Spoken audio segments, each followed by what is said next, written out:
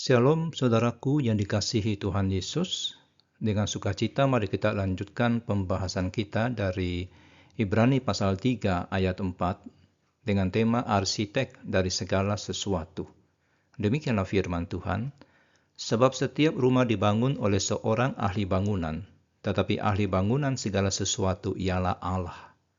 Seorang anak kecil berjalan di tepi pantai, menyaksikan matahari terbenam dengan warna-warni spektakuler. Dengan takjub ia bertanya kepada ibunya, "Siapa yang melukis langit seperti ini?" Ibunya tersenyum dan menjawab, "Tuhan yang melakukannya."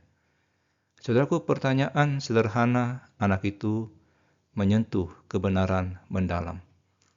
Di balik keindahan yang kita lihat, ada seorang pencipta. Dengan kalimat yang tampaknya sederhana, penulis Ibrani sekarang memperluas analogi rumah pembangun ke dimensi teologis yang lebih dalam.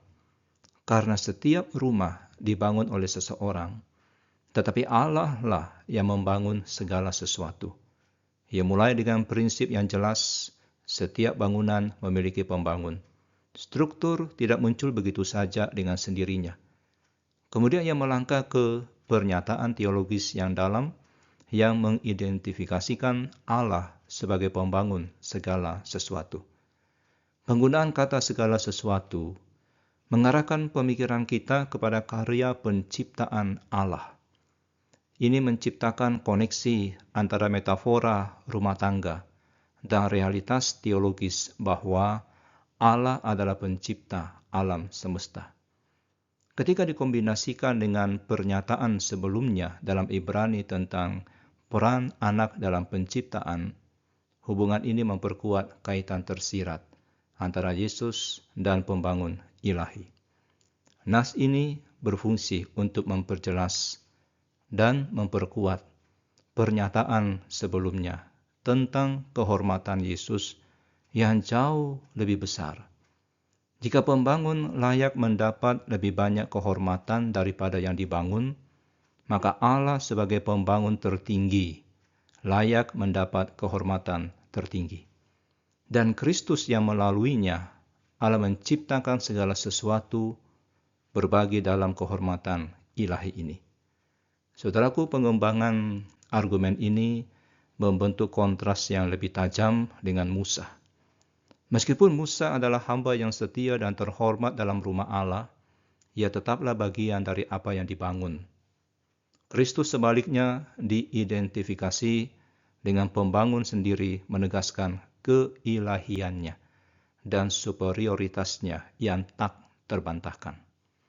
Kebenaran ini mengundang kita untuk merefleksikan pandangan kita sendiri tentang Allah.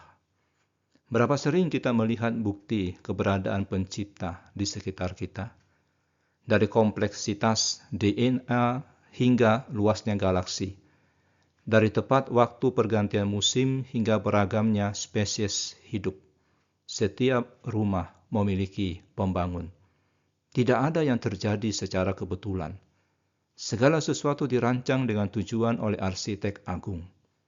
Pengakuan akan Allah sebagai pembangun segala sesuatu juga membawa kita pada kesadaran bahwa kita sendiri adalah bagian dari karyanya. Kita adalah bagian dari rumah yang Dia bangun. Ini memberi kita rasa tujuan dan identitas yang mendalam. Kita bukan kebetulan di alam ini. Kita adalah ciptaan yang dirancang dengan cermat oleh pembangun yang mahir. Hari ini, luangkan waktu untuk melihat dunia melalui lensa ini. Sebagai bukti dari keahlian dan kreativitas Allah. Di dalam segala yang saudara lihat dan alami, kenali tangan Sang Pembangun. Mari kita berdoa.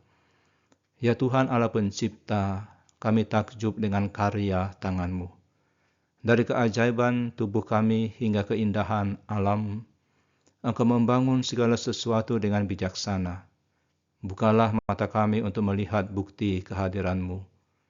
Tolonglah kami untuk menghormati-Mu sebagai pembangun agung dari semua ciptaan, dan untuk mengagumi karya-Mu dengan penuh kekaguman. Di dalam nama Tuhan Yesus kami berdoa. Amin.